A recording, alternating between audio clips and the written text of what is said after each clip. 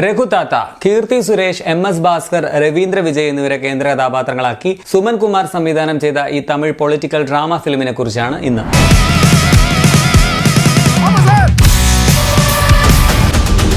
ശക്തമായ പൊളിറ്റിക്സ് വളരെ ലളിതമായിട്ടും ബ്യൂട്ടിഫുൾ ആയിട്ടും അവതരിപ്പിച്ചിരിക്കുന്ന ഒരു സിനിമയാണ് രഘുതാത്ത. 1970കളിൽ ജെൻഡർ ഇക്വാലിറ്റിക്ക് വേണ്ടി സംസാരിച്ച വളരെ റിബൽ ആയിട്ടുള്ള കയൽവിഴി എന്ന പെൺകുട്ടിയുടെ കഥയാണ് ഈ സിനിമ. കയൽവിഴിയുടെ നിലപാടുകളാണ് എനിക്ക് പേഴ്സണലി ഭയങ്കരമായിട്ട് ഇഷ്ടമായത്. എനിക്ക് വളരെയധികം റിലേറ്റ് ചെയ്യാൻ പറ്റുമായിരുന്നു ഈ ക്യാരക്ടറിനോട്. ഒരാളെ ഒരു കാര്യം ഇങ്ങനെ നിർബന്ധിക്കുക അല്ലെങ്കിൽ നിർബന്ധിച്ച് പ്രാവർത്തികമാക്കുക, ഈ ഒരു പരിപാടി എനിക്ക് ഭയങ്കര വെറുപ്പുള്ള ഒരു കാര്യമാണ്. ഹിന്ദി ഭാഷ നിർബന്ധമാക്കാൻ ശ്രമിക്കുന്നതിനെ എതിർക്കുന്ന ഒരു ക്യാരക്ടറാണ് കയൽ. ഒപ്പം പാട്രിയാർക്കിക്കെതിരെ തന്റെ ശക്തമായ നിലപാടുകളും വിളിച്ചു പറയുന്നുണ്ട്. കയൽ വഴിയായിട്ട് കീർത്തി സുരേഷ് നല്ല കിടിലൻ പെർഫോമൻസ് ആയിരുന്നു. ഇപ്പൊ തന്നെ പുള്ളിക്കാരിയുടെ ചില ഡയലോഗ്സ്, നിലപാടുകളൊക്കെ ഓരോ റീൽസ് ആയിട്ടൊക്കെ ഇങ്ങനെ സോഷ്യൽ മീഡിയയിലൊക്കെ വന്നു തുടങ്ങിയിട്ടുണ്ട്.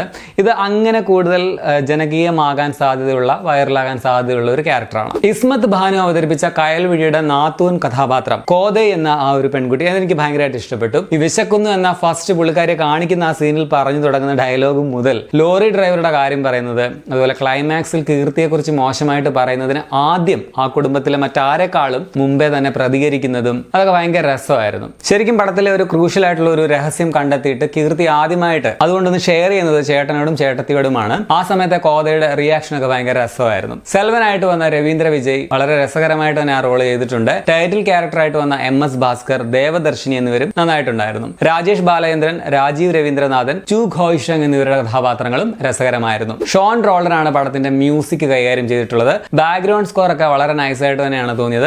പക്ഷെ പാട്ടുകൾ പലതും ഒഴിവാക്കാമായിരുന്നു എന്ന് തോന്നി. യാമിനി യജ്ഞമൂർത്തിയുടെ ഷോട്ടുകൾ ഭയങ്കര വാമായിരുന്നു കേട്ടോ. ആ ചായക്കടയിൽ അവർ 3 പേരും കൂടി ഇരുന്ന് സംസാരിക്കുമ്പോഴുള്ള ലൈറ്റിങ്, ആ ഒരു വാഴയിലയിൽ വന്ന് വീഴുമ്പോഴൊക്കെ അത് ഭയങ്കര രസമുള്ള ഒരു സീനായിരുന്നു. അതുപോലെ TS സുരേഷ് ആണ് ഇതിന്റെ എഡിറ്റിംഗ് നിർവഹിച്ചിട്ടുള്ളത്. പടത്തിന്റെ ലെങ്തും ചില അനാവശ്യ രംഗങ്ങളും സിനിമയ്ക്ക് വിനയാകുന്നുണ്ട്. ചില കാര്യങ്ങൾ എനിക്ക് തോന്നുന്നു ആ ഒരു ഏക്താ സഭയുടെ രംഗുസാർ, അയാളുടെ കുറെ സീനുകളൊക്കെ കുറച്ചുകൂടി ട്രിം ചെയ്ത് കുറയ്ക്കാമായിരുന്നു എന്ന് തോന്നി. തിരക്കഥയിലെ കുറെ കാര്യങ്ങൾ, കുറെ സൊല്യൂഷനുകളൊക്കെ സിമ്പിൾ ആയിട്ട് തന്നെ നടത്താമെന്ന് തോന്നി. എന്നാൽ അത് പിന്നീട് കോംപ്ലിക്കേറ്റഡ് ആക്കി മാറ്റി എന്നാണ് എനിക്ക് പേഴ്സണലി ഫീൽ ചെയ്തത്. ഇപ്പോ കയൽവഴിക്ക് അവളുടെ പ്രധാന പ്രശ്നം അവളുടെ വീട്ടുകാരോട് തുറന്നു പറഞ്ഞാൽ മതിയായിരുന്നു, പ്രത്യേകിച്ച് താത്തയോടെ. അവിടെ തീരാവുന്നതേ ഉള്ളൂ ഈ പടത്തിന്റെ എല്ലാ പ്രശ്നങ്ങളും. അതുപോലെ ഹിന്ദി ഭാഷ ഇമ്പോസ് ചെയ്യുന്നു എന്ന ക്ലാരിറ്റി ക്ലൈമാക്സിലാണ് കൊണ്ടുവന്നത് എന്ന് തോന്നി. ആദ്യമൊക്കെ കയൽ കംപ്ലീറ്റ് ആ ഭാഷയെ എതിർക്കുന്നത് പോലെയും എനിക്ക് എവിടെയൊക്കെയോ ഫീൽ ചെയ്യുന്നുണ്ടായിരുന്നു. അതിന് ആദ്യം തന്നെ ഒരു ക്ലാരിറ്റി വരുത്താമായിരുന്നു എന്ന് തോന്നി. സിനിമയുടെ കുറെ ഭാഗങ്ങൾ വളരെ ഇൻട്രസ്റ്റിംഗ് ആയിട്ട് പോകുമ്പോൾ തന്നെ കുറെ ഭാഗങ്ങൾ നമ്മളെ മുഷിപ്പിക്കുന്നുമുണ്ട്. സോ തിരക്കഥ കൊണ്ടും മേക്കിംഗ് കൊണ്ടും ഒരുപാട് മെച്ചപ്പെടുത്താൻ സാധ്യത ഉണ്ടായിരുന്ന, സ്കോപ്പ് ഉണ്ടായിരുന്ന ഒരു സ്ക്രിപ്റ്റ്